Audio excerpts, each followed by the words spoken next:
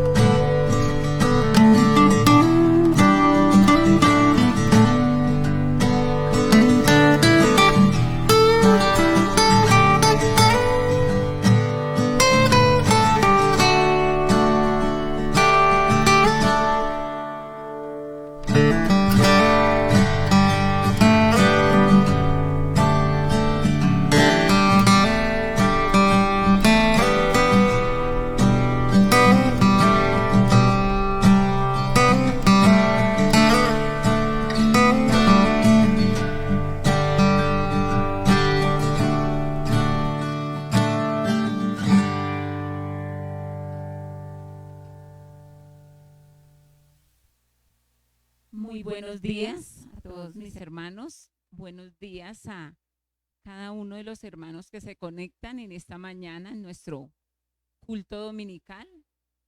Es un gozo y un privilegio de verdad. Es un regalo de Dios poder estar acá. Seamos muchos, estemos muchos o pocos, es un privilegio porque donde estén dos o más, allí estará el Señor. Damos muchas gracias a Dios por este día resplandeciente, porque en medio del invierno que hemos tenido, hoy el Señor nos regaló un hermoso día y es solamente para darle gloria y honra al Señor. Miraba en esta mañana el Salmo 145, les voy a invitar que abran sus Biblias en el Salmo 145. Vamos a mirar esa primera porción de los versículos del 1 al 7. Allí en la parte de atrás hay Biblias, si desean tomar una Biblia. Dice el Salmo 145, la versión Reina Valera. No sé si Fabito me hace un favor, le puede compartir una Biblia para que... Salmo 145, acá en la versión Reina Valera, versículos del 1 al 7. Dice, te exaltaré mi Dios, mi Rey, y bendeciré tu nombre eternamente y para siempre. Cada día te bendeciré y alabaré tu nombre eternamente y para siempre. Grande es Jehová y digno de suprema alabanza, y su grandeza es inescrutable.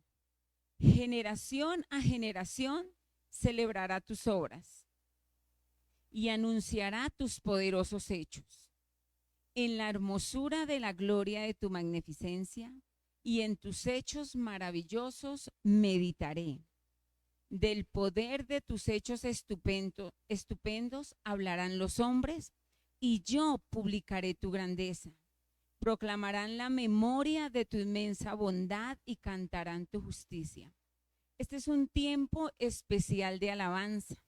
Por eso comienza el Salmo diciendo: te exaltaré, te bendeciré, te alabaré.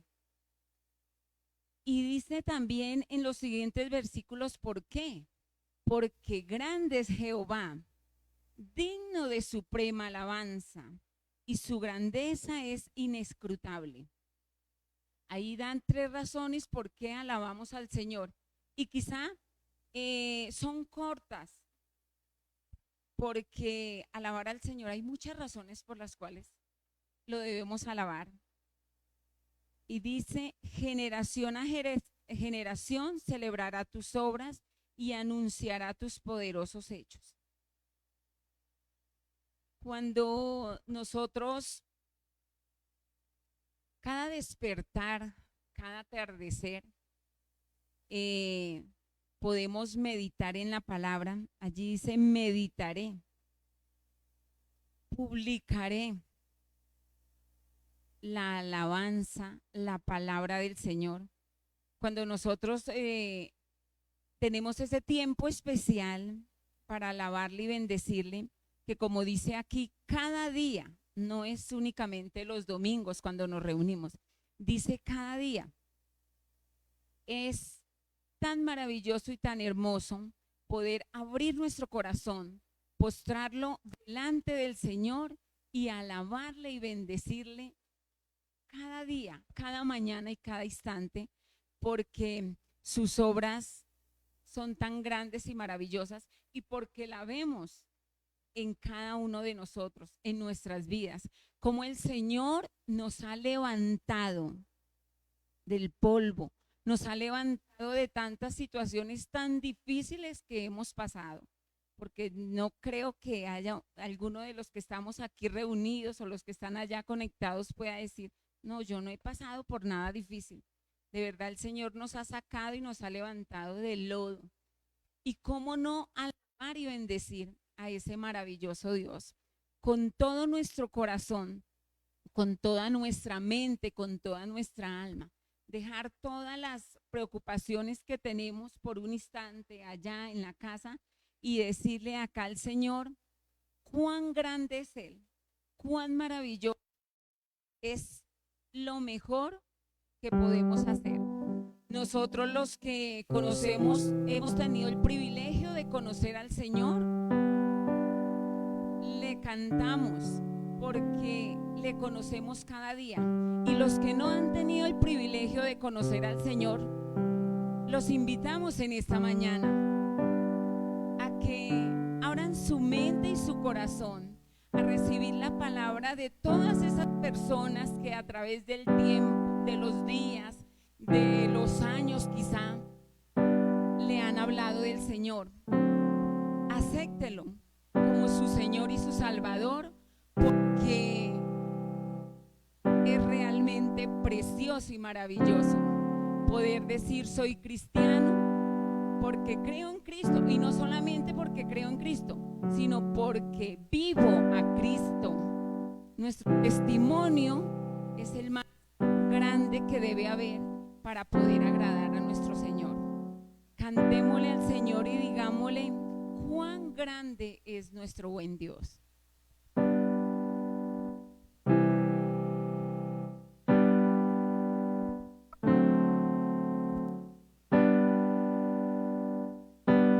Señor mi Dios.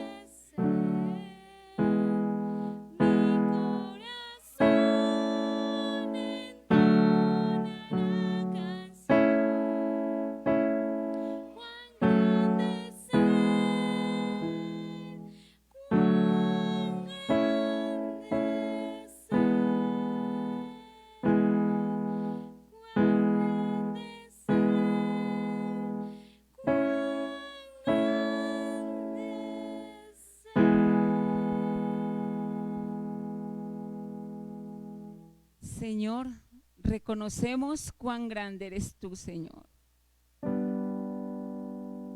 Qué maravilloso eres tú, Dios. ¿Cómo podemos reconocer, Señor, tu grandeza, tu potestad, Señor, tu soberanía? Gracias, Padre Celestial. Te alabamos, te bendecimos y te glorificamos, Señor bendito. No hay otro Dios como tú. No hay otro ser más maravilloso que pueda gobernar nuestras vidas, que pueda deleitarnos con tu creación, que pueda llegar a lo más profundo de nuestro corazón, Dios. Muchísimas gracias, Padre, por ese amor tan grande, tan maravilloso, Señor. Cuán grande eres tú, cuán maravilloso, Señor bendito.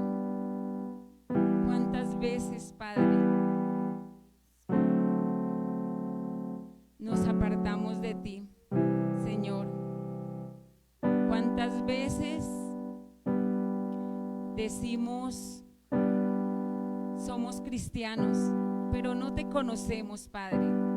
No conocemos ese Dios que tenemos, que nos escogió antes de que hubiésemos sido concebidos, que puso nuestros ojos y nos enamoró para que reconociéramos tu grandeza, Dios.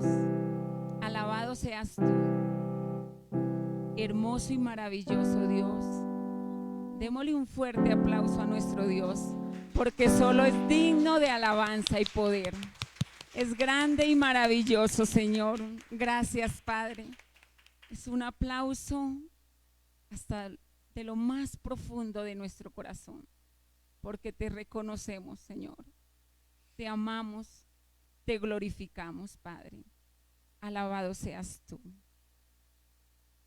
Y cuando hacemos este recorrido de alabanza al Señor, como es este tiempo especial con el cual iniciamos nuestro culto, iniciamos este domingo que es el día que el Señor siempre aparta para adorarle y alabarle. Podía mirar y recordar ese título del año que hemos visto, ese tema general que hemos visto, la iglesia ante un mundo en contravía. Y es verdad,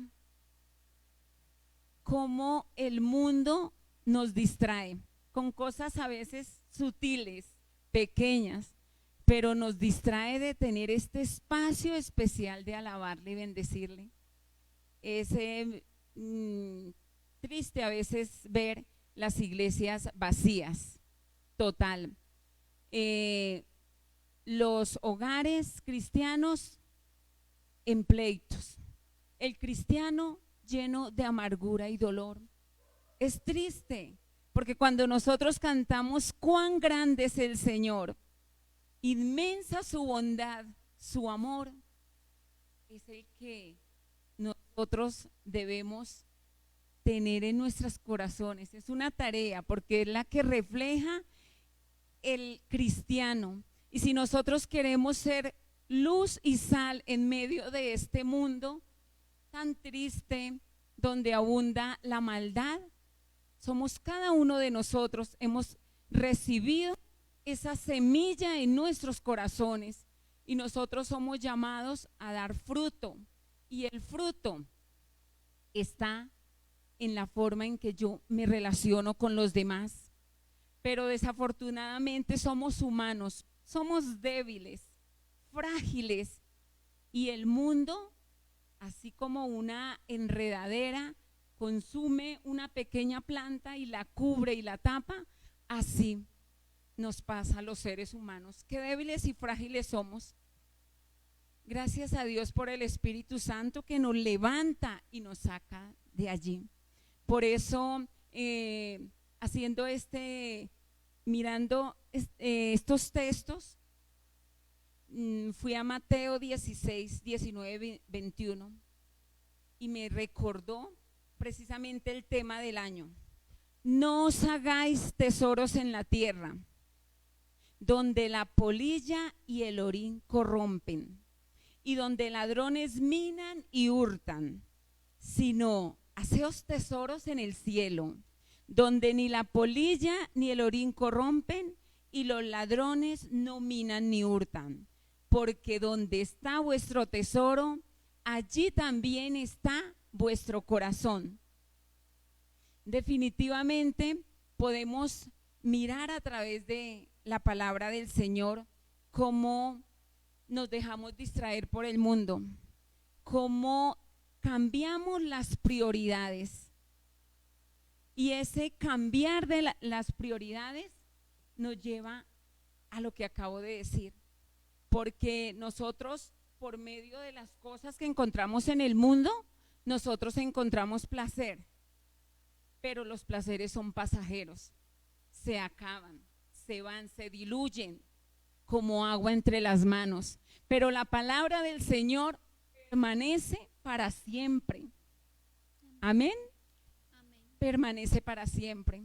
Por eso revisemos cada día nuestras vidas y roguemos al Espíritu Santo que nos ayude a ordenar nuestras prioridades y que la palabra que llega a nuestros oídos llegue realmente, pase por nuestra mente, pero nos logre transformar, llegue a nuestro corazón, para que podamos ser esos cristianos de verdad que el Señor nos busca y nos enseña por su palabra desde comienzo a fin. Es difícil, todos hemos caído y todos los días caemos, pero nuestra tarea, conociendo la palabra de Dios, es levantarnos cada día, transformarnos, mirar dónde está realmente nuestro corazón. Qué bueno es deleitarnos de todo lo que el Señor nos da en nuestro entorno. Es maravilloso, es hermoso, pero qué maravilloso es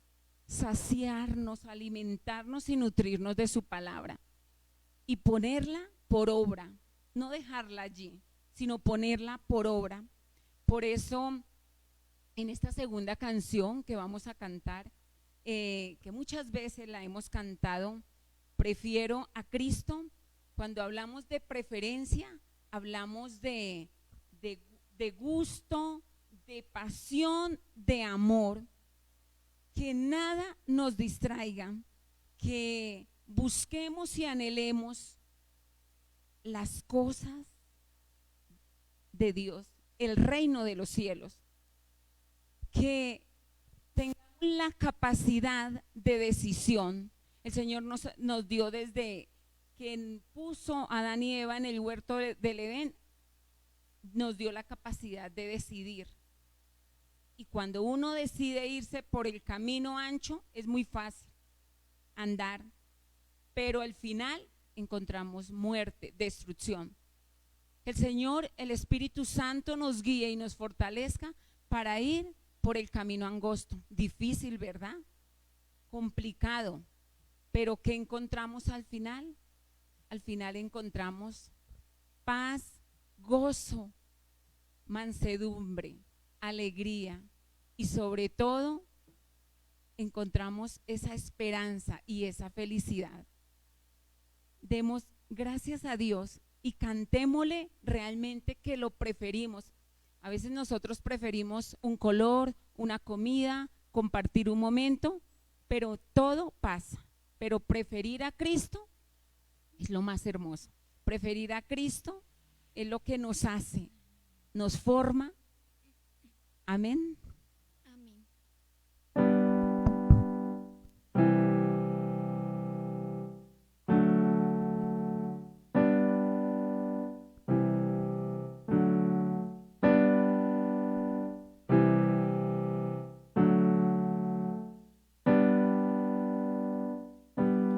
No busco una herencia ni cruzar el Jordán.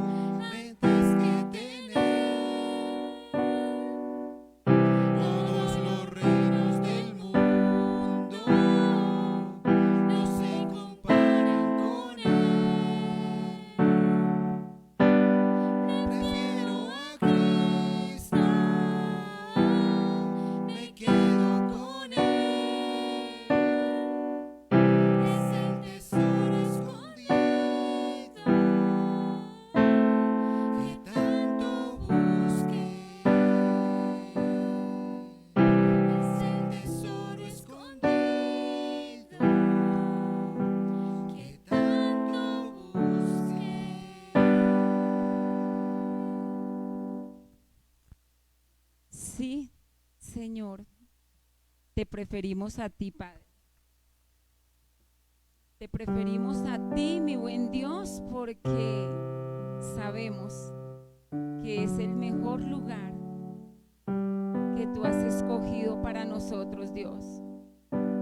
Porque hemos podido experimentar tu abrazo, tu consuelo y tu bondad, Dios. Te preferimos, Señor. Te damos gracias por estar siempre ahí, rodeándonos con tu abrazo, inclinando tu oído y tu corazón para escucharnos. Gracias, Dios. Gracias por preferirnos. Por eso te preferimos a ti, porque tú has tomado la iniciativa y te damos infinitas gracias, Señor. Pero sabemos cuántas debilidades tenemos, Dios. Sabemos por cuántas situaciones difíciles pasamos en nuestras familias, en nuestros trabajos, en nuestros diferentes entornos, Dios.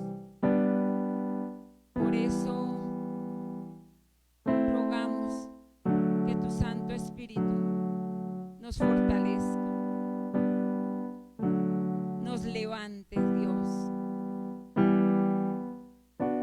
Solo queremos alabarte y bendecirte, Señor, pero te rogamos inmensamente que sigas trabajando en nuestras vidas, que quebrante nuestro corazón, Dios, que podamos menguar cada día, que mengue nuestro orgullo, nuestra soberbia,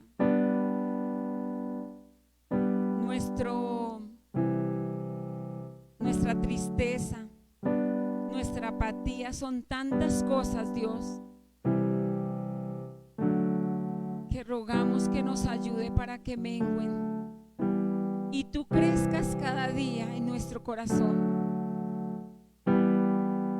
que podamos ser sal y luz, que podamos vivir en gozo y armonía, Señor. Pero te necesitamos. Sabemos que tú siempre estás, Dios, pero necesitamos que nos dé las fuerzas para permanecer en ti. Somos nosotros los que te damos la espalda, los que nos apartamos, porque tú permaneces para siempre, por los siglos y los siglos, Dios. Gracias, Padre Celestial, por ir a lo más profundo de nuestro corazón y ver nuestras debilidades.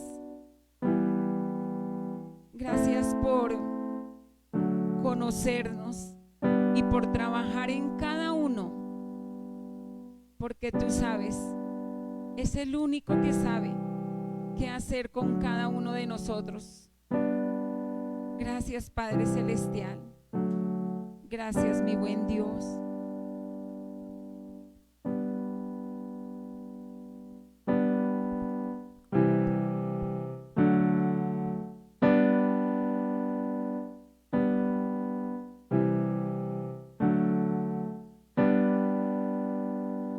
Yo quiero más de ti y habitar en tu presencia.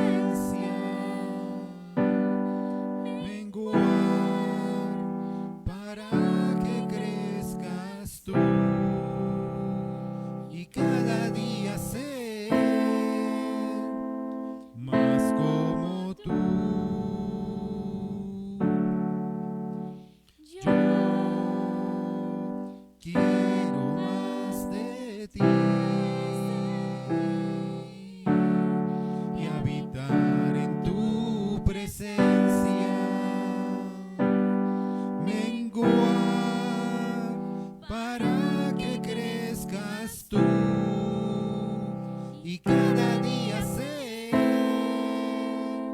más como tú. Quebranta mi corazón, quebranta mi vida, te entrego mi voluntad a ti. Todo lo que soy, Señor, todo cuanto tengo es tuyo. Yo quiero menguar para que crezcas tú. Yo Quiero más de ti más de ti y habitar en tu presencia. Menguar para que crezcas tú y cada día ser más como tú. Yo quiero más de ti y habitar en tu presencia. Menguar para que crezcas tú y cada día ser más como tú. Quebranta mi corazón, quebranta mi vida, te entrego mi voluntad a ti. Todo lo que soy, Señor, todo cuanto tengo es tuyo. Yo quiero menguar para que crezcas tú. Quebranta mi corazón, quebranta mi vida, te entrego mi voluntad a ti. Todo lo que soy, Señor, todo cuanto tengo es tuyo. Yo quiero menguar para que crezcas tú. Yo quiero menguar para que crezcas tú. Yo quiero menguar para que crezcas tú.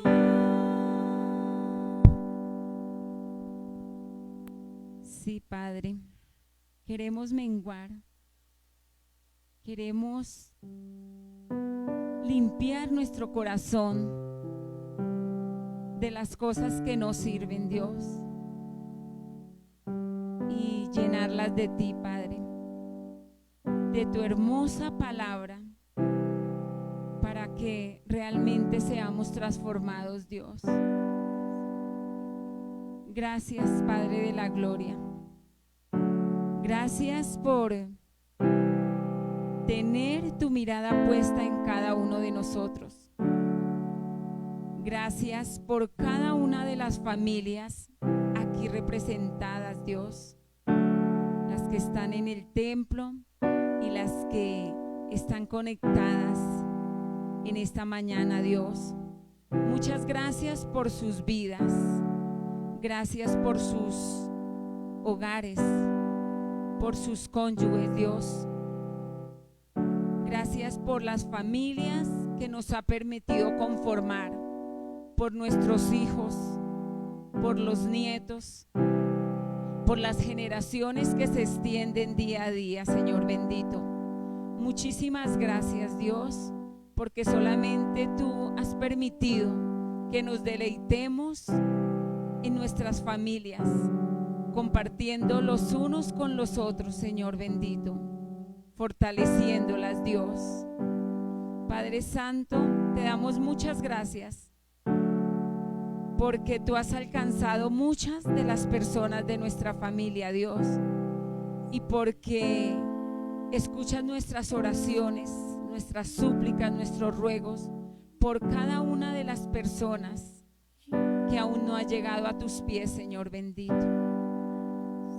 Las ponemos en tus preciosas manos, Señor, porque extender el reino de los cielos, predicar tu palabra, nace en el seno de los hogares, Señor bendito. Soñamos y anhelamos como familias podernos congregar con todos los miembros de la familia, llegar a la iglesia y poder celebrar, cantarte a ti, alabarte y glorificarte, Dios, como familias. Así nacen las iglesias y así se extienden, Dios. Gracias, Padre Redentor. Gracias por ser tan bueno. Tu misericordia es para siempre, Dios.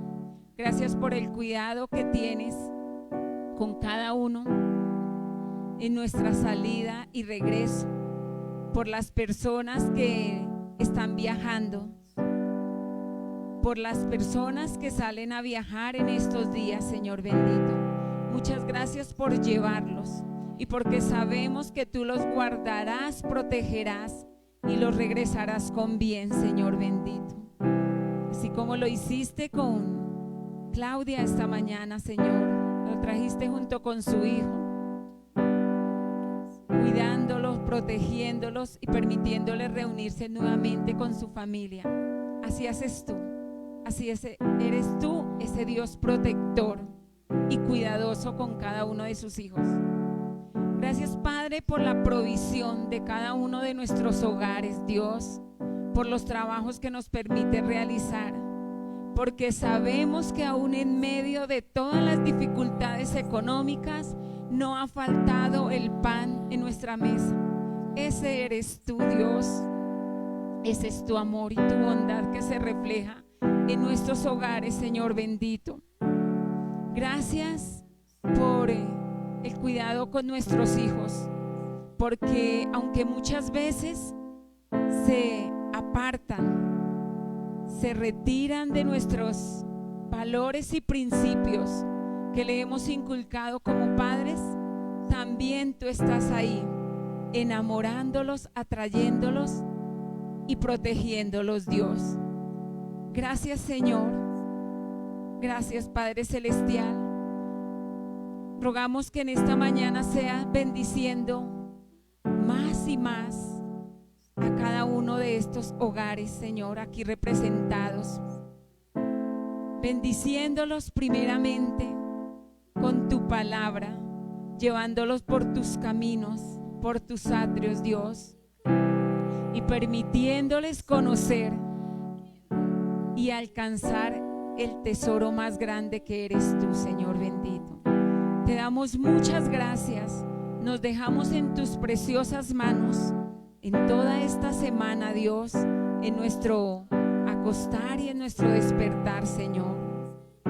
También dejamos delante de ti el alimento fuerte, el plato fuerte que nos trae hoy el pastor, Dios bendito. Que sea ese plato fuerte en el cual preparemos nuestro corazón para ser nutridos, Dios. Que no salgamos vacíos de la iglesia, Señor. Que podamos irradiar, que tu Espíritu Santo se mueve en medio de nosotros, Padre. Gracias, Dios. Gracias, Padre de la gloria. Te amamos, te bendecimos y te glorificamos. Y congregarnos un día más es un privilegio, porque ni la pandemia, Dios, pudo acabar con las iglesias, ni acabar con el amor, Señor, y el deseo que tenemos de servirte, adorarte y seguirte, Dios. Te damos muchas gracias. Oramos en tu santo y precioso nombre, mi buen Dios. Amén y amén. Démosle un fuerte aplauso a nuestro Señor.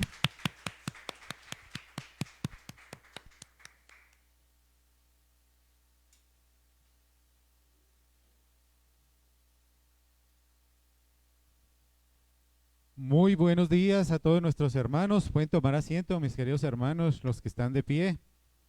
Es un gozo poder tenerlos aquí. Qué privilegio poder contar con todos ustedes. Sean bienvenidos. Que el Señor les bendiga. Y a todos nuestros hermanos que están también allí a través de las redes sociales, que ya están conectados a través de sus dispositivos, también sean bienvenidos en esta mañana que tenemos, una mañana muy especial. Vamos a dar unos anuncios antes de iniciar nuestro tiempo de alabanza, de adoración, este tiempo que tenemos en la palabra para poder meditar la palabra del Señor. ¿Será que ya puedo cambiarles? Sí. Bueno, el primero, aquí aparece ya alguien para los que ustedes estén interesados o que pertenezcan a algún discipulado o que pertenezcan al ministerio de líderes. Usted diga, yo tengo como la capacidad como para liderar. Aquí hay un primer taller. Ya hemos estado anunciando algunas cosas que en noviembre vamos a tener, que estamos trabajando, y este es taller de discipuladores. Dice, no estamos llamados a formar iglesias, estamos llamados a formar discípulos. Las iglesias son el resultado de esos discípulos. Noviembre 20 del 21. Obviamente el lugar principal donde nosotros habitualmente tenemos este tiempo para esas reuniones es nuestra iglesia principal, que es Dios es Amor, allí en el Bosque Popular. Estará en un horario de 9 a 12 de la mañana. El sábado 20 de noviembre, 9 a 12, tiene un costo de 10,000 pesos. Usted puede hacer la transferencia a través de Nequi, ahí hay un número de celular. Y esto es la invitación de Centro Juan. Si ustedes no conocen, Centro Juan es el hermano de lo que nosotros ya hemos venido hablando. ¿Recuerdan de Adime? Adime es algo parecido, o bueno, en México también existe un centro que se llama Centro Mateo, que hace el mismo trabajo que tenemos ahora. Centro Juan funciona en Cali. Es de los hermanos menonitas y están haciendo este trabajo de taller de discipuladores. Si se animan, si ustedes quieren ir, solo pueden tomar el número aquí, hacer la transferencia, avisarnos para poder hacer la inscripción previa. ¿Listos? ¿Tomaron apuntes? Cualquier cosa me avisan. Segundo anuncio, nuestro Centro de Desarrollo Ministerial está haciendo su cierre del año. Ya hemos venido trabajando durante todo el año con sus pastor o el pastor principal, don Nelson Martínez, ha estado trabajando en las materias que se nos dan durante todo el año. Pero a manera de cerrar el año y despedirlo, se está organizando un seminario taller. Este seminario taller va desde el 22 al 26 de noviembre, una semana, de lunes a viernes en horario de 7 a 9 de la noche a través de la página de Zoom. Obviamente ahí hay un aporte voluntario, no dice que sea obligatorio, es voluntario si a usted le nace y si usted quiere participar. Es el deseo también de la iglesia que todos nosotros podamos nutrirnos durante esa semana. ¿Qué es lo que quiere? El tema, obviamente, hay desafíos dejados por la pandemia y eso es algo muy interesante que nosotros debemos como creyentes apuntarle. ¿Pasó la pandemia? Algunos dicen que sí. La pandemia todavía está ahí latente. Si usted ve noticias por allá en Bucaramanga, en los sectores de la costa, ya las UCIs otra vez como que están empezando a subir en la gente que está allí recluida. Entonces, tenemos que estar preparados frente a eso, ¿no? ¿Qué desafío nos deja la pandemia? Y también ustedes ven ahí los panelistas que van a estar durante esa semana. Algunos conocidos, otros no. Ustedes conocerán de pronto a Oswald Ortiz, a nuestro pastor Jorge Humberto García, pastor Luis Eduardo Pinzón. Algunos de pronto lo recordarán, otros no. Erika Parra, ella es egresada del Seminario Bíblico de Medellín. Ella trabaja ya con el seminario, hace parte de los hermanos menonitas, está en la iglesia de Medellín. Y bueno, otros hermanos que quizás no conocemos, pero que tienen mucho que darnos ese día ya. Centro de Desarrollo Ministerial, ahí están también los teléfonos, o pueden acercarse a mí, a mi esposa, a mis hijas para hacer previa inscripción. Tercero, este sí es algo interno, podríamos decirlo. Nuestra iglesia, Casa de Oración, hace un anuncio, una invitación para el próximo 28 de noviembre. Estamos hablando, mi esposa hablaba de cómo ir a conquistar a otros corazones, y en el primer anuncio decíamos que no es hacer iglesias, sino hacer discípulos, porque la consecuencia que es la iglesia. Entonces el 28 de noviembre, después de nuestro servicio dominical, estaremos dirigiendo hacia allí, hacia el Parque de Bolivia. Pues yo le he titulado Parque de Bolivia, no sé si se llamará así. Y allí vamos a tener juegos de habilidades, vamos a estar recreando, cantando. La idea es que todos podamos reunirnos y llevar algo. Si usted quiere llevar una colombina para compartir con todos, está bien. Si usted quiere llevar una gaseosa para compartir con todos, está perfecto. La idea es que cada uno de nosotros llevemos algo para compartir ese día y poder pasar un rato alegre. No solamente nosotros, sino que a través de lo que hacemos podamos impactar a aquellos jóvenes, a aquellas personas que posiblemente estén allí. La idea no solamente es ir nosotros. Si usted tiene jóvenes, sobrinos, hijos, algún conocido que sea joven, que ayude a impactar allí, esa invitación es fundamental para poder estar allí en esta mañana. Bueno, hemos venido hablando de algo muy importante. Continuamos en esta mañana con un tema el cual hace 8 días empezamos. ¿Ustedes saben cuál fue el tema de hace 8 días? El general del mes.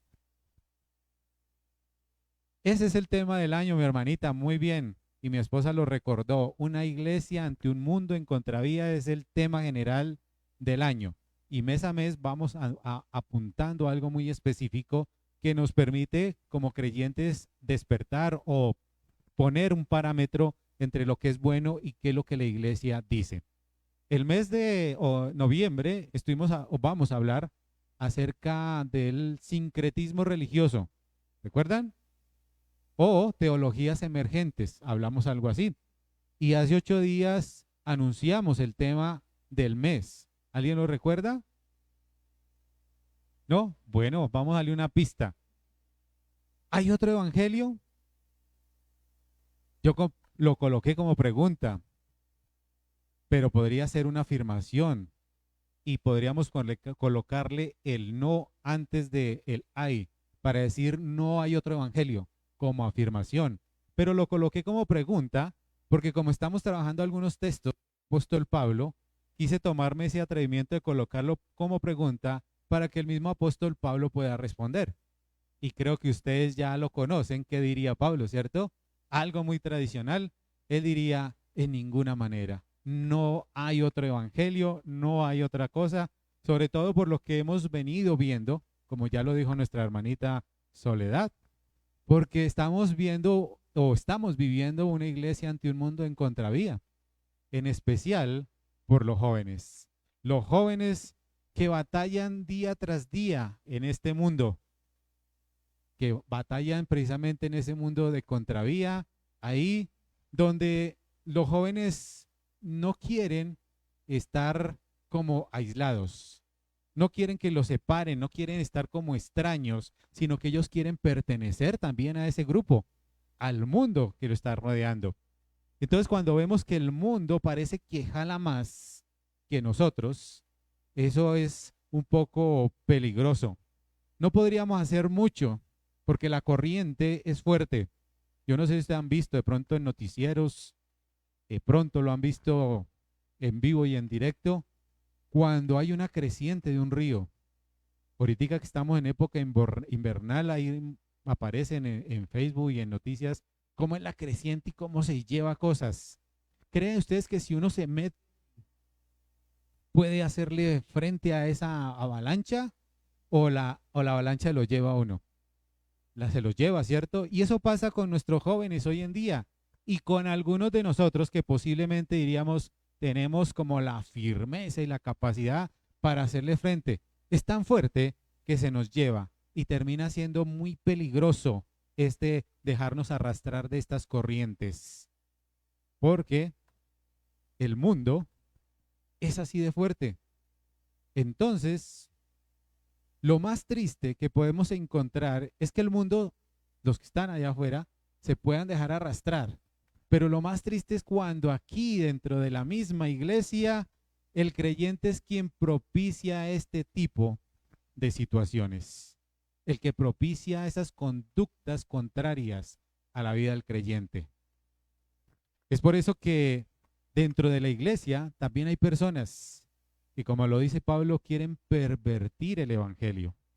De la misma manera que lo dijo Pablo, dijo esto. ¿Recuerdan? Dice, como hemos dicho, también ahora repito, si alguno os predica diferente evangelio del que habéis recibido, sea anatema. Ya sabemos que lo dijo el apóstol Pablo. ¿En dónde está? ¿Quién digo yo? Corintios. ¿Quién da más?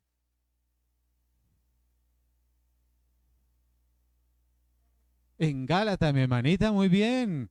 Me encanta. Ah, es que aparece en pantalla. Gálatas, capítulo 1, versículo 9. Aparece allí donde Pablo está haciendo esta exhortación, sobre todo porque ya habíamos hablado, hace 8 días habíamos dicho que la carta de Gálatas está apuntando o hace una exhortación hacia aquellas cosas que no estaban funcionando bien y que estaban atentando contra la misma iglesia dentro de la misma comunidad.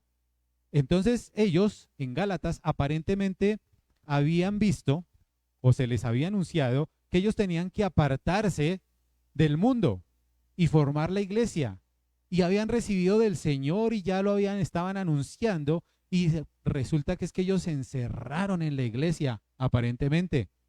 Pero al encerrarse en la iglesia y apartarse del mundo, eso no era lo que Pablo les quería enseñar, porque la iglesia se encerró allí. Pero dentro de la misma iglesia seguían existiendo las mismas conductas que tenían en el mundo. Tanto así que ahí en Gálatas también nos recuerda que había un hombre que vivía con la mamá, creo que es, si no estoy mal, ¿cierto? ¿Lo recuerdan? Voy a ver si yo puedo buscar aquí rápidamente Gálatas o alguien que tenga Gálatas allí. Bueno, aquí lo tengo, no que hay otro evangelio. Después de que ha pasado 14 años, si no estoy mal, el espíritu hagáis cosas insensatos, quien fascinó para obedecer la verdad. A vosotros cuyo antes Jesucristo fue presentado claramente, solo de vosotros recibiste el espíritu. Ahora no lo tengo. Creo que se me perdió.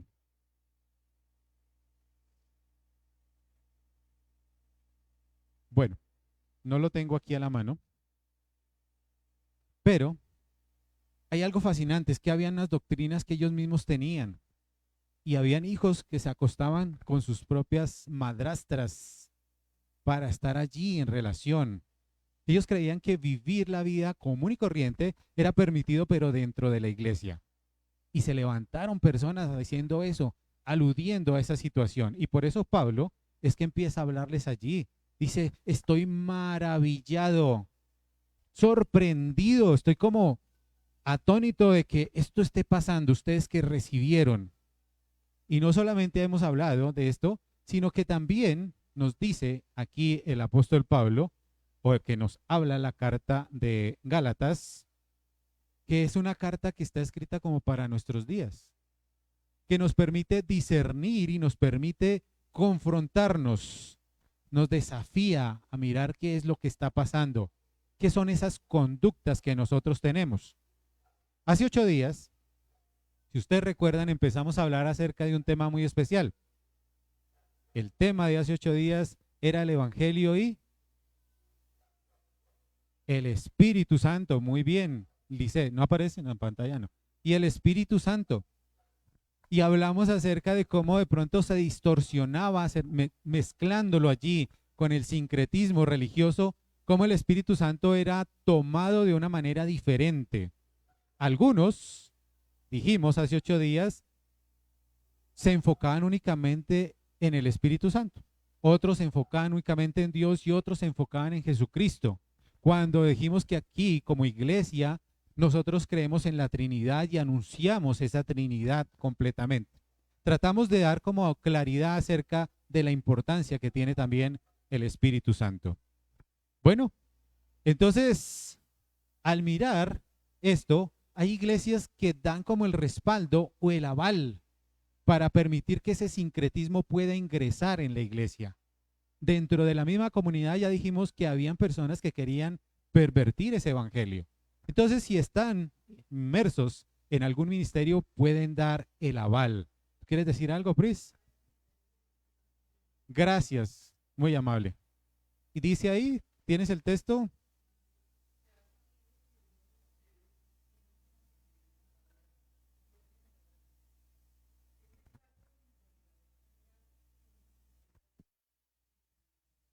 Gracias, muy amable, Pris.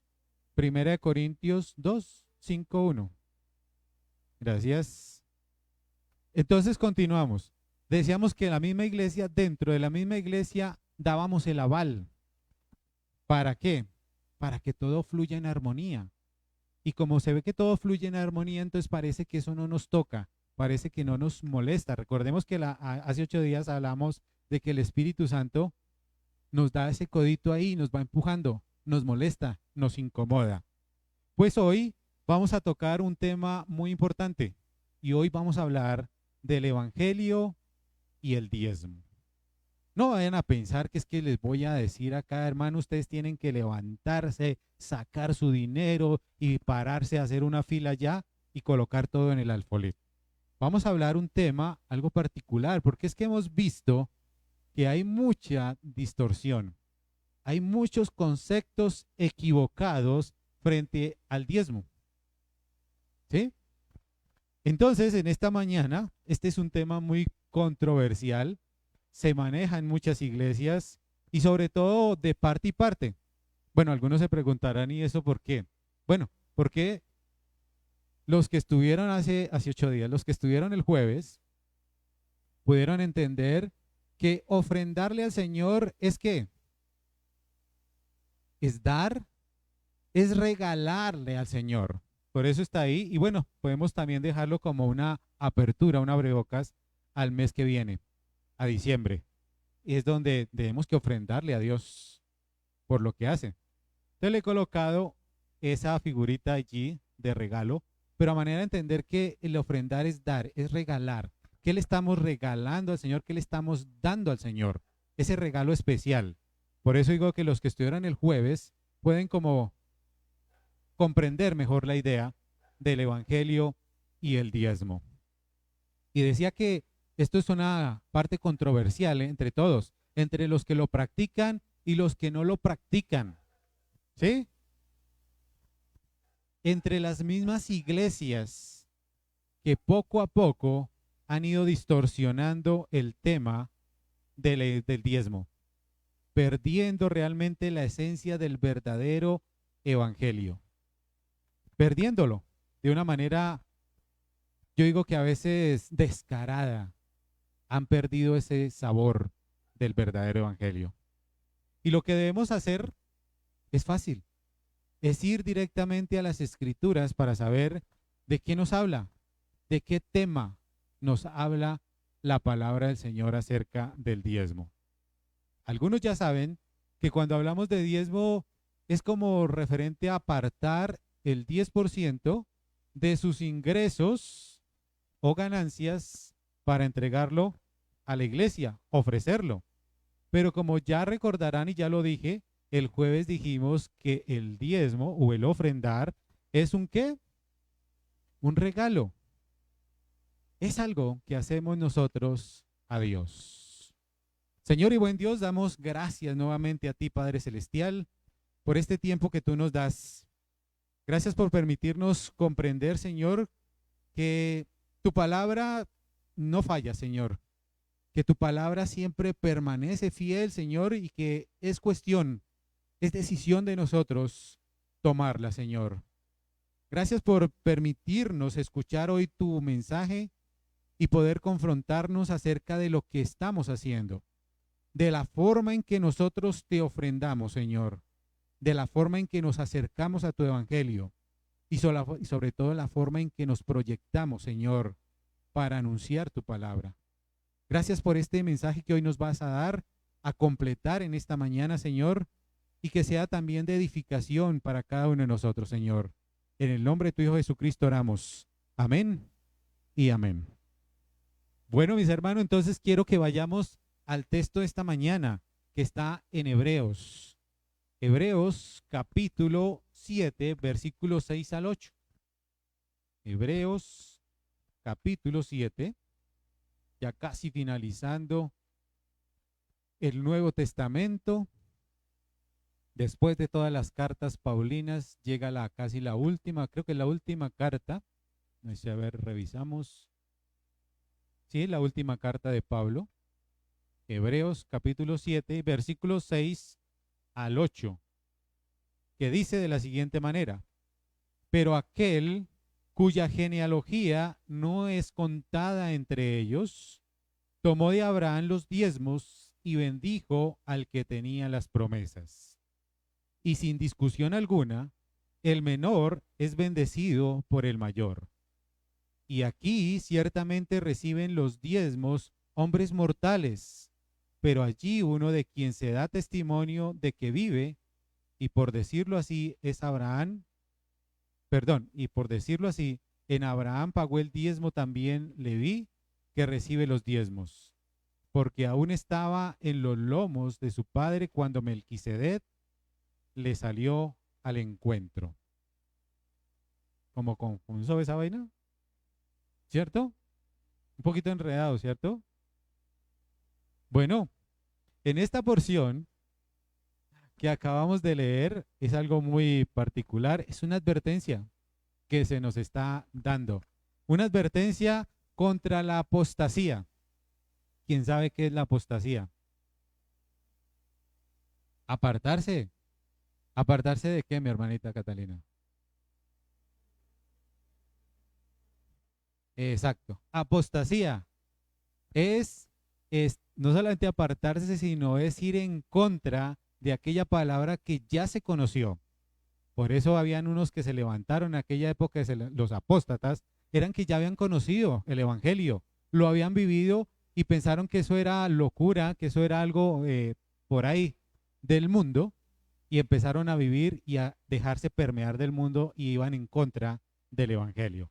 Por eso decimos que que aquí es una advertencia en contra de la apostasía y sobre todo contra la garantía de las promesas que nos dio Dios. La única afirmación aquí es que nos está hablando de un solo sacerdocio, de un único sacerdocio que es Cristo. Es lo que nos está plasmando aquí el tema. Pero para poder entender un poquito mejor el texto, tenemos que ver el contexto. Y quiero invitarle entonces a que veamos la primera parte de ese texto.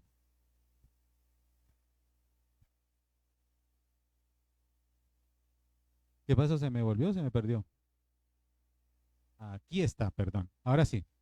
Entonces dice en sus primeros versículos, dice, porque Melquisedec, rey de Salem, sacerdote del Dios Altísimo, que salió a recibir a Abraham, que volvía de la derrota de los reyes, y le bendijo a quien asimismo dio a Abraham los diezmos de todo, cuyo nombre significa primeramente rey de justicia y también rey de Salem, esto es rey de paz, sin padre, sin madre, sin genealogía, que ni tiene principio de días ni fin de vida, sino hecho semejante al Hijo de Dios, permanece sacerdote para siempre.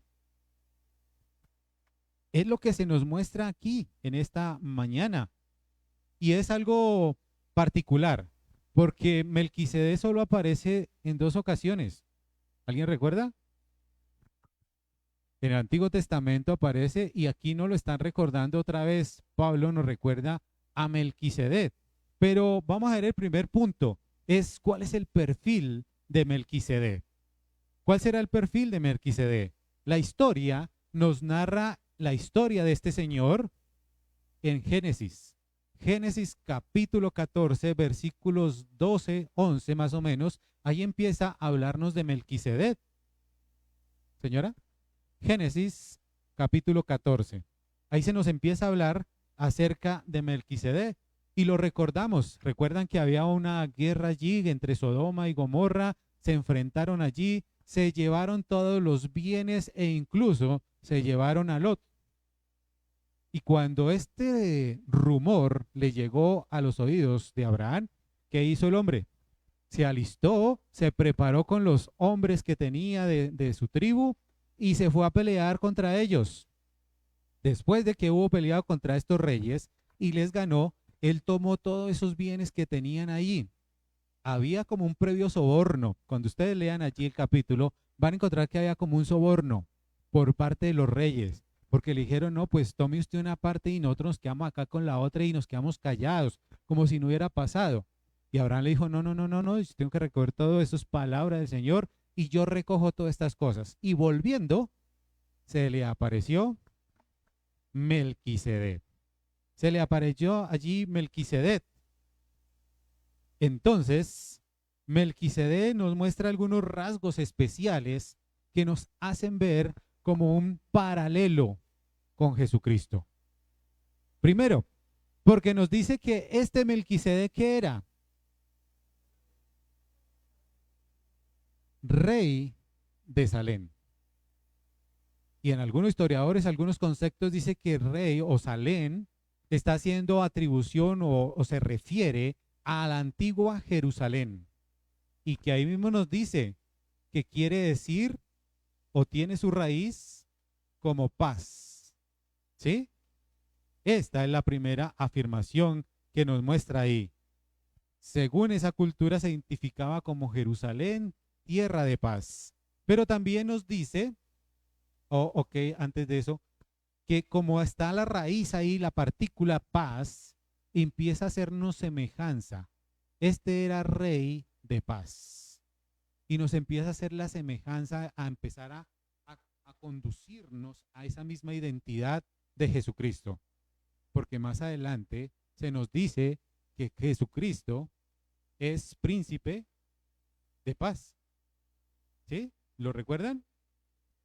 Ahí entonces, y lo hemos tenido como eslogan aquí en diciembre, lo hemos colocado allí donde dice que el Señor es príncipe de paz. Aparece entonces allí ese título. Pero aparte dice que era sacerdote del Dios Altísimo. Recordando aquí el perfil que tiene él, sacerdote del Dios Altísimo. Y esto sí que es un dato muy importante de afinidad o de comparación con Dios. Ya que en el ministerio sacerdotal, si ustedes recuerdan, estas dos funciones no se podían cumplir.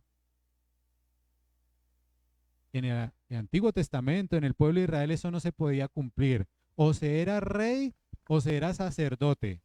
Por lo tanto, Dios estableció entre las 12 tribus una tribu encargada de ministrar la iglesia. ¿Recuerdan qué tribu era? La tribu de Leví.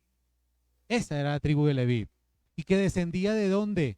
De la misma familia de Abraham. Empezó a desglosarse allí estas familias. Por lo tanto, el mismo pasaje cuando nos dice que Abraham llevaba sobre sus lomos a aquellos hermanos, es que tenía cargado, reconociendo quién era Abraham. Y esto es importante, porque nos dice que esas dos funciones no se podían llevar. Y nos recuerda también que Jesucristo, siendo rey, siendo profeta, siendo sacerdote, él no pudo presentarse en el templo para ofrecer sacrificios. ¿Por qué? Porque los que podían entrar eran los que pertenecían a la tribu de Leví. Y Jesucristo viene de la descendencia ¿de dónde? De Judá. Ahora, se nos cuenta entonces que Abraham, que era hebreo, dice que viene Melquisedec y le salió a su encuentro a recibirle y reconociendo a Abraham que venía de la derrota de esos reyes, se le presenta a Melquisedec. ¿Y quién era Abraham para los hebreos?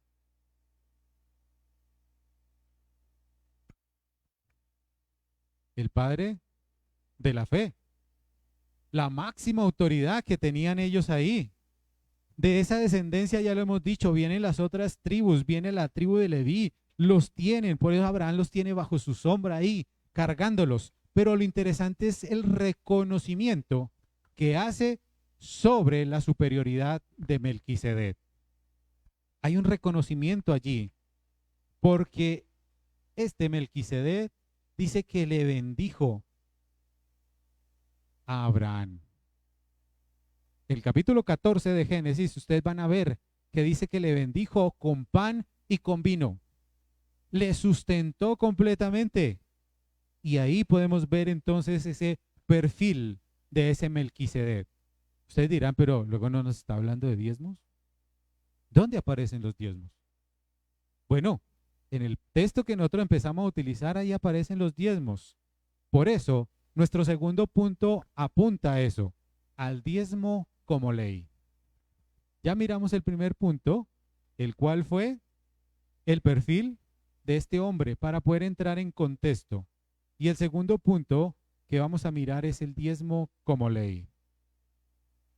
El diezmo como ley, que es nuestro texto, en el cual aparece cuya genealogía no es contada entre ellos, tomó a Abraham los diezmos y bendijo al que tenía las promesas, y sin discusión alguna, el menor es bendecido por el mayor. Recordando la historia, nuevamente en el Antiguo Testamento, para aquellos que están conectados con lo que estoy hablando, entonces, ¿recuerdan que Dios estableció un sacerdocio arónico? ¿Sí lo recuerdan? ¿Cierto? Ok. La pregunta es, ¿por qué se establece entonces los diezmos? Dios ya estableció, escogió un pueblo específico de la tribu de Leví, de ahí salió Aarón, y Aarón se convirtió en sumo sacerdote. Y empezaron a trabajar. Pero entonces, ¿por qué Dios establece el diezmo? Para el sostenimiento. Para el sostenimiento de esos sacerdotes. Bien. Para sustentar, para sostener el ministerio sacerdotal. O sea, no estamos perdidos, estamos bien, vamos bien.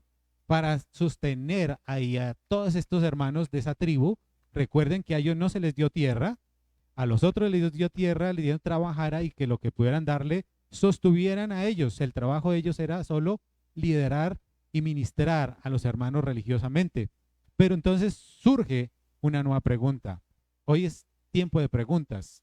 Al igual que ayer, en nuestro tiempo de ayuno y oración tuvimos solo preguntas, las cuales creo que nos despejó un poco algunas dudas que teníamos. Entonces surge una nueva pregunta acerca de esto. ¿El diezmo es una ofrenda requerida o una ofrenda voluntaria? Pregunta, ¿cierto? Porque no sabemos acerca de qué nos está hablando el diezmo. ¿Será que eso es una ofrenda requerida o es voluntaria? Bueno, en el texto, el que estamos viendo, en este caso es una ofrenda voluntaria en Abraham. Es una ofrenda porque nace de aquí, del corazón de Abraham, y responde al agradecimiento de ese Dios altísimo. Siendo Abraham ese padre fundador, ese hombre gentil que llamaron para formar el pueblo hebreo, entonces él en agradecimiento empieza a dar, ¿sí? Algo muy voluntario. Y después de responder, entonces sale otra pregunta más. Y dice, ¿cuándo se establece entonces el diezmo como ofrenda requerida a la nación de Israel? Porque aquí solo aparece el diezmo que da Abraham. Y ya entendemos que fue voluntario. En ningún momento el Señor le dijo a Abraham, vas a encontrarte allá con los reyes, los vas a derrotar y cuando recojas todo, me traes el 10%. Ahí no dice nada de eso. Fue del corazón. Al igual que lo vemos en Génesis. Cuando encontramos a Caín y Abel, la ofrenda, el Señor no les dijo, oiga, mis hermanos, yo los creé a ustedes y ustedes me tienen que dar algo a mí. No, fue algo voluntario por parte de ellos. Entonces, ¿cuándo se convierte como en una ofrenda requerida para el pueblo de Israel? Con los 10 mandamientos, exactamente, con el pacto de la ley, con sus leyes, con sus mandamientos, con sus ordenanzas, con sus preceptos. Entonces empieza a caminar en obediencia el pueblo. Y el término diezmar, nosotros lo relacionamos con el 10% de lo que tenemos, de nuestros ingresos, de nuestras ganancias. Pero el diezmo se extendía muchísimo más de eso. Ustedes son de los que les gusta indagar en la Biblia, podrán encontrar que allí existía en las escrituras un poco más de diezmos. El pueblo de Israel llegó a diezmar más del 30 hasta el 31 y hasta el 32% de todo lo que poseía, de todo lo que tenían ellos. Entonces, como que empieza a cuestionar, ¿no es cierto? Si el pueblo diezmaba más, ¿por qué a nosotros nos toca el 10? Bueno, siguen apareciendo más preguntas, porque dentro del mismo concepto que nosotros tenemos, dentro de lo que vemos en el ámbito social y en las redes sociales, es muy normal que nos pregunten que si el diezmo es bíblico o no es bíblico. ¿Se lo han preguntado? Incluso nosotros mismos preguntamos, ¿cierto? Oiga, ¿esto será bíblico o no es bíblico? Es bíblico, gracias hermanita. Y preguntamos también que si el diezmo se debe dar o no se debe dar. Se debe dar. Amén por esas palabras. Entonces, ¿qué dice la Biblia al respecto? Honestamente, mis hermanos, el Nuevo Testamento no dice nada acerca de los diezmos. Hay una referencia a los diezmos acerca de esto. El término se repite 10 veces en el Nuevo Testamento. 3 de esas afirmaciones están en los evangelios, precisamente donde allí Jesucristo anuncia algo específico que los fariseos estaban haciendo, algo incorrecto que él no había ordenado, no había mandado, y por eso en los evangelios están haciendo referencia a eso. 3 veces. Y es que estaban haciendo cosas indebidas. Los fariseos estaban diezmando y ellos diezmaban el comino, diezmaban el eneldo, diezmaban el ajenjo. Cosas que Dios nunca les dijo que tenían que hacer. Por eso creo que Dios les dijo, a mí me importa un comino, eso que ustedes hacen allá. Pero sigue, ¿qué querían mostrar o qué querían aparentar los fariseos?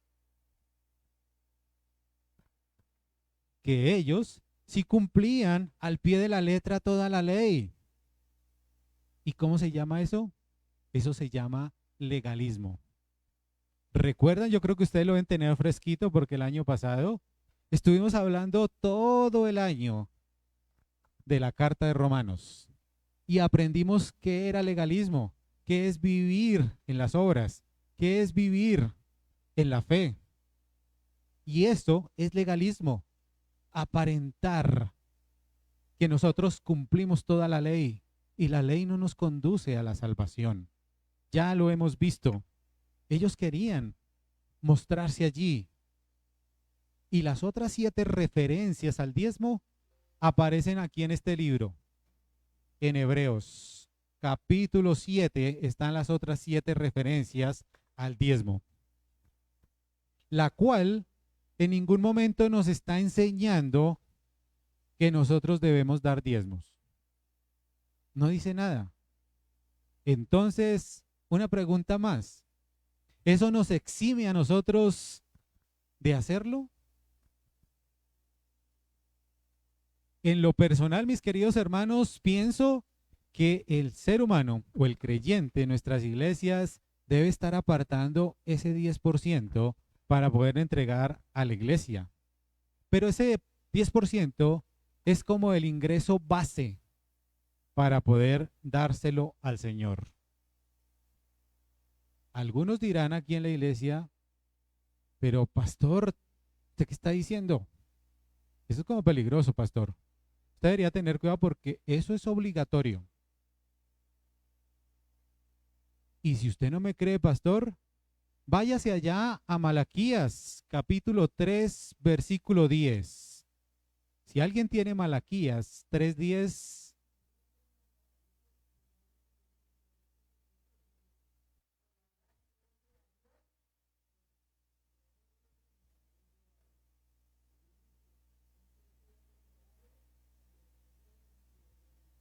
amén.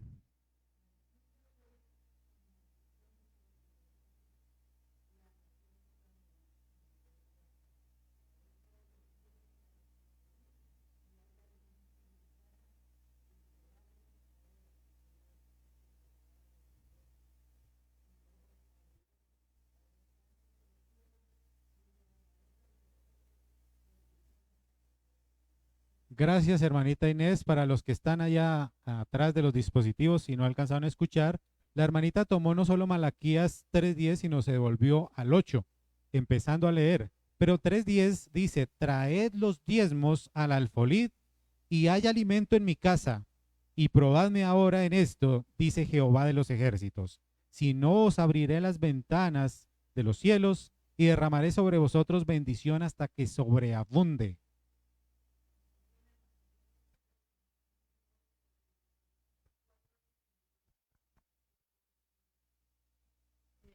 Yo tengo un testimonio muy lindo porque desde hace 4 años que murió mi esposo, yo le prometí al Señor que de la pensión yo diezmaría mensualmente y a mí me retuvieron cuando murió, él murió en agosto, en noviembre me dieron la pensión y yo saqué el 10% de lo que le correspondía a la iglesia y lo di.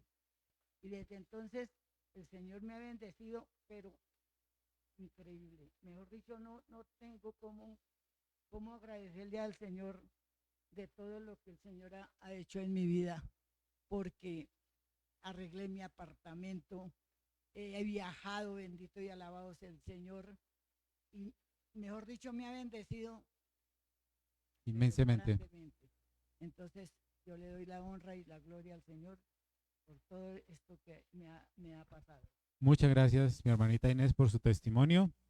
Gracias por la obediencia. Yo diría que la obediencia y lo que vamos a ver un poquito más adelante nos va a dar a entender el resultado de lo que nuestra hermanita Inés ha hecho o está haciendo. Porque es que cuando las personas dicen, pastor, eso es una obligación, como lo dice Malaquías, que dice, traed, y ahí cuando dice traed, es una orden, ¿sí? Un imperativo, traed los diezmos al alfolí para que esto suceda.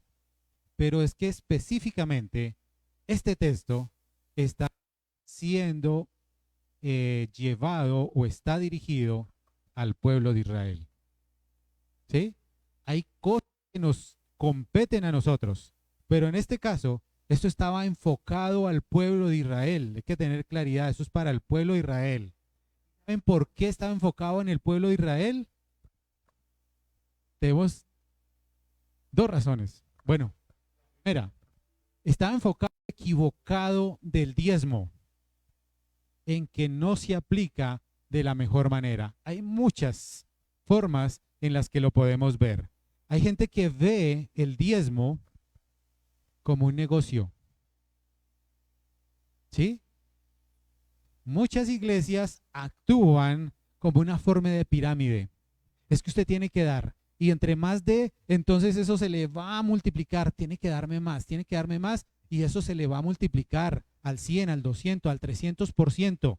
Y ahí es donde aparecen aquellas iglesias que nosotros llamamos pseudoevangélicas. Pseudo quiere decir segundo o falso. Pseudoevangelio es un falso evangelio de la prosperidad. Cuando se ve el diezmo como un negocio, estamos atentando contra esa doctrina, esos preceptos que el Señor está mostrándonos. Yo solo tomé 3 ejemplos, hay muchos. El segundo ejemplo es cuando utilizamos el diezmo en las iglesias como un soborno a Dios. Ustedes podrán decir, ay, a mí me está pasando esto, ay, a mí me tocó esto. Recuerden que solo tengo 3, hay muchos. Porque con el diezmo, dice, voy a diezmar porque necesito ganarme a Dios. Yo necesito a través de él, voy a pactar con el Señor.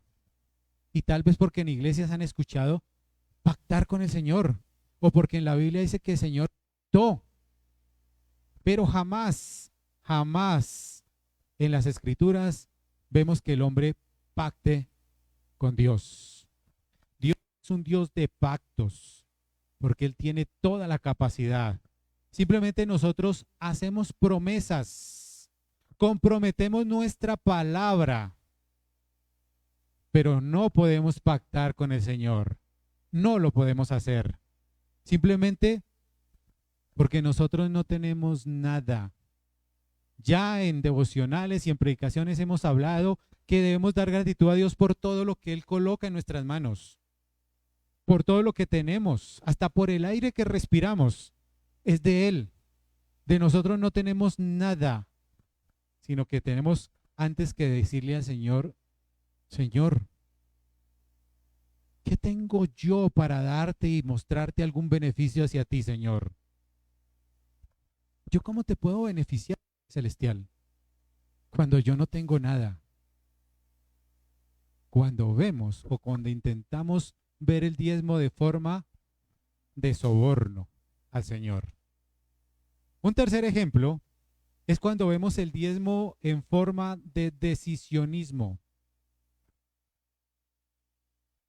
Son aquellas personas que predican en el nombre del Señor y la salvación, que predican que todo va a cambiar, pero para que eso cambie tú tienes que diezmar allí. ¿Tú quieres ganarte el amor del Señor? Pasa allá al frente. ¿Tú quieres tener una buena relación con el Señor? Pase allá al frente. Es tu decisión. Si tú quieres ganarte ese amor de Dios, decide. Allá está el alfolí. Entonces lo recibirás, pero dele al Señor lo que Él también necesita para que tú puedas recibir parte de su amor. Estos son algunos errores que podemos ver. Como empezamos a mirar también, algunos lo ven como una ley, pero ya lo repetimos, ya no estamos bajo la ley, sino que estamos bajo la gracia del Señor. Existen muchos más ejemplos, hasta por méritos. Es que si yo doy tanto, me van a reconocer en la iglesia. Cada vez que yo dé, me van a anunciar. Y eso no es así. No tiene que ser así. Hemos dado varios ejemplos que nos pueden cuestionar. Pero la verdad o la cuestión del asunto es que nosotros tenemos que apuntar al diezmo cuando tenemos verdaderamente un encuentro personal con Dios, con el Señor. Cuando Él se acerca a nosotros y nos da esa salvación. Honestamente, nosotros, ¿qué tenemos para darle al Señor? Cuando Él se acerca y nos llama a ser parte de su familia, no tenemos nada que ofrecerle. Al contrario, nosotros tenemos que extender la mano para que Él nos dé en ese momento de la salvación. ¿Y qué recibimos por parte de Él? El perdón de los pecados, lo recibimos. La vida eterna, amén, lo recibimos. ¿Qué más recibimos? Nuestro nombre queda ya escrito en los cielos, también. Recibimos nuestra justificación. Jesucristo justifica nuestra vida de nuestros pecados, mi redención, mi santificación, cantidad de cosas que recibimos. Recibimos muchas bendiciones por parte del Señor. Entonces, cuando yo recibo todas estas cosas, cuando yo comprendo todo lo que el Señor ha hecho por mí, mi respuesta tiene que ser agradecimiento, gratitud completamente al Señor. Y decirle, Señor, lo único que yo tengo para ofrendarte es mi voluntad. Lo cantamos hace poquito. Te entrego mi voluntad. Eso es lo único que yo tengo para entregarte. Haz conmigo lo que tú quieras, Señor. Transfórmame, cámbiame, moldéame y hazme un mejor creyente. Que yo pueda dedicarme no solamente a tu ministerio, a la vida secular, para poder afectar la vida de otros allá afuera. Hazme ser útil en tus manos. Tómame. Esto sí que es importante en la vida del creyente, porque su vida tiene que girar en torno a alguien muy especial. Su vida tiene que ser cristocéntrica. Que Jesús sea el centro de su vida. Y ahí entonces podemos entregarle la vida a Cristo. Pero como nosotros no miramos todos los cuadros, pasa lo mismo con la ley, con el pacto, y pasa lo mismo con el diezmo. Porque no miramos todo en complejidad.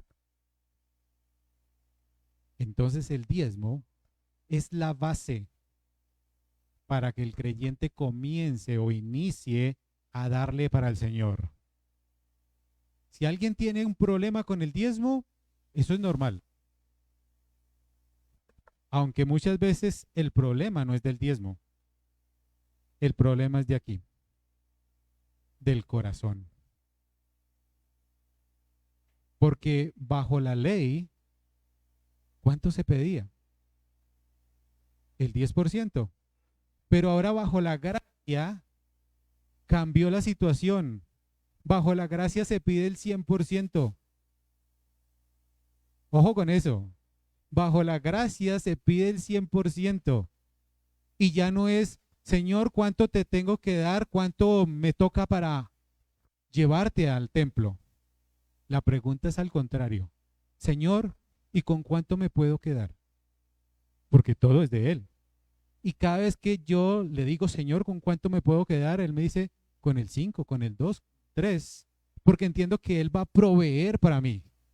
Porque entiendo ahora lo que la hermanita Inés nos mostró, nos habló.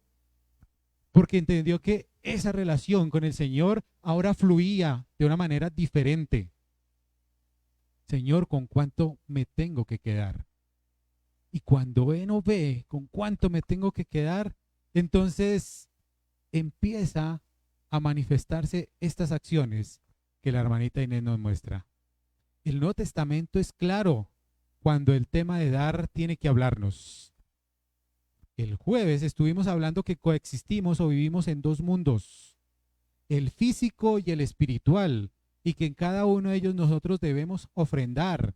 El jueves vimos cómo debíamos ofrendar en lo espiritual, en ofrecernos, en nuestros dones, en nuestros talentos, en esas manifestaciones que damos.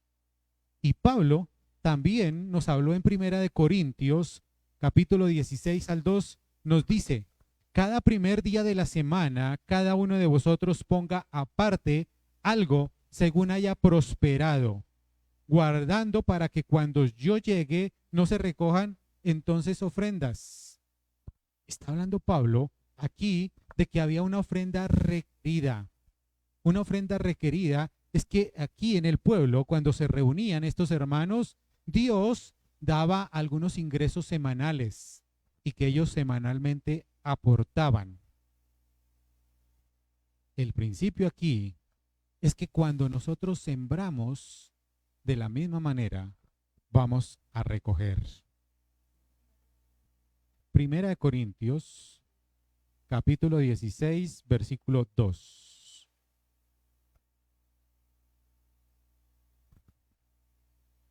Pero estas que acabamos de mencionar son ofrendas de amor, ofrendas especiales que tal vez el Señor da, muy diferentes al diezmo que normalmente damos. Para concluir, podríamos decir en esta mañana que el diezmo debe ser parte de una disciplina espiritual, como cuando nos congregamos. Eso es una disciplina, venir todos los domingos, tener un hábito de hacer el devocional todos los días, en la mañana, a mediodía, en la noche, de estar en contacto con el Señor. Las disciplinas espirituales o medios de la gracia son hábitos, son prácticas que permiten al creyente, al ser humano, obtener la gracia de Dios. No queremos decir que ellas son las que nos cambian, sino que éstas nos conducen o nos colocan frente a Dios para poder recibir esas bendiciones. Hay un escritor que se llama Richard Foster y él escribió un libro que se llama Alabanza a la Disciplina. Y en ese libro él dice lo siguiente, dice que de estas disciplinas, dice, las mismas no son el sendero que provoca el cambio, sino que nos colocan en el sendero en donde el cambio puede ocurrir. Es decir, la transformación es un regalo de Dios para nosotros, y Foster dice que a él le llama eso las disciplinas espirituales. El camino de la gracia disciplinada. Entonces tendríamos que preguntarnos, ¿cuál es el fin de las disciplinas espirituales? Pues que la gracia de Dios nos transforme como hijos de Cristo, nos permita estar a ese nivel, que nos permita morir a nosotros mismos para nosotros modelar a Cristo. Estas disciplinas espirituales es que nosotros demos el fruto, ese fruto del Espíritu. ¿Recuerdan? Amor, paz, benignidad, gozo, paciencia, gentileza, virtud, dominio propio. Gálatas, capítulo 5, del 22 al 23. Allí los vamos a encontrar. Entonces las iglesias, cuando entienden que dar y diezmar es una disciplina, nos va a transformar como comunidad y como personas. Porque diezmar se convierte en un acto de fe con el que poco a poco nosotros vamos aprendiendo y dependiendo únicamente de Dios. Ya no vamos a tener ese afán que tenemos por tener riquezas, por tener posesiones. Ese diezmar con fe nos va a quitar el miedo y nos va a poner a nosotros, o nos da esa suficiencia, tener nuestra confianza únicamente en el Señor. Porque entendemos que Él va a suplir, que Él suple constantemente. Esta es la confianza que nos permite a nosotros tener una mentalidad de abundancia. No de mediocridad, sino de abundancia. No de escasez. Y por eso podemos desprendernos de lo que tenemos. Por eso debemos ser más misericordiosos, poder dar a los demás sin que aquí en el corazón haya como ese rencor, esa amargura, porque entendemos que es la práctica que el Señor coloca. Es mi decisión, es del corazón, porque vivo bajo la gracia. Padre Celestial, nuevamente nos rendimos a ti en gratitud, en gloria, para honrar tu santo nombre, Señor. Gracias por el mensaje de hoy, Señor, por permitirnos entender cuál es la situación que el mundo también presenta, cómo hay algunas iglesias que distorsionan esta disciplina, Señor. Permítenos que nosotros seamos sensibles a tu palabra y que tal vez ella también pueda moldear, pueda transformar nuestro corazón. Gracias por este mensaje tan especial, Señor. En el nombre de Jesucristo oramos. Amén y amén. Mis hermanos, que el Señor les bendiga. Nos vemos tal vez de hoy en 8 días en un nuevo servicio dominical y si así el Señor lo permite, el día jueves para estar conectados en nuestro devocional. Que el Señor les bendiga. Mi hermanita Soledad. Antes de que se vayan, por favor.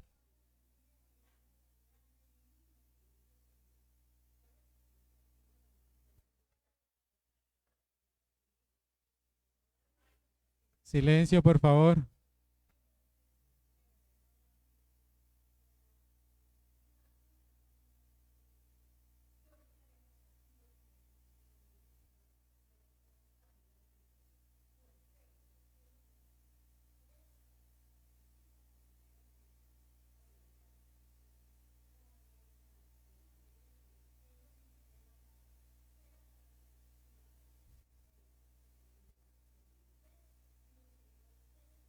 Amén.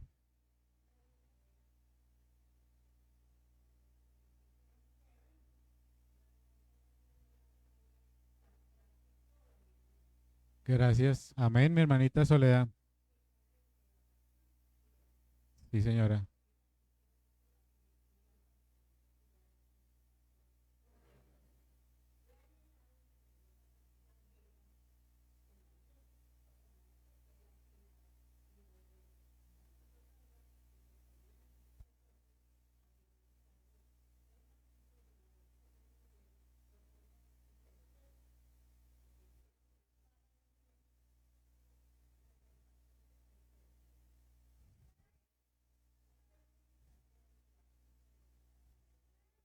Ujú.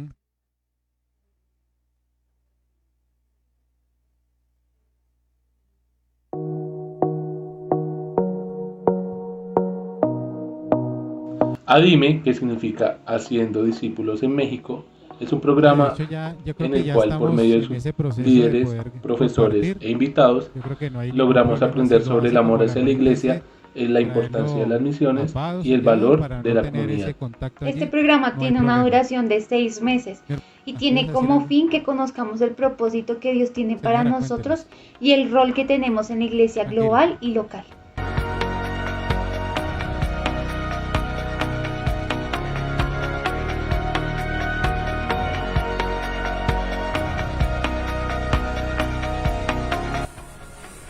Hola, mi nombre es Lina Mejía y el de mi esposo es Daniel Hernández.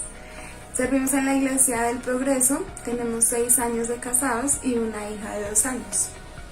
Bueno, nuestro deseo como pareja, como familia, queremos participar en ADIME Arraigados 2022. El deseo de nosotros es conocer más de Dios y poder experimentar su amor a través de nosotros y servir también a otros por medio de ello y también conocer a otras personas que el Señor nos muestre y nos guíe. Así es, hermanita.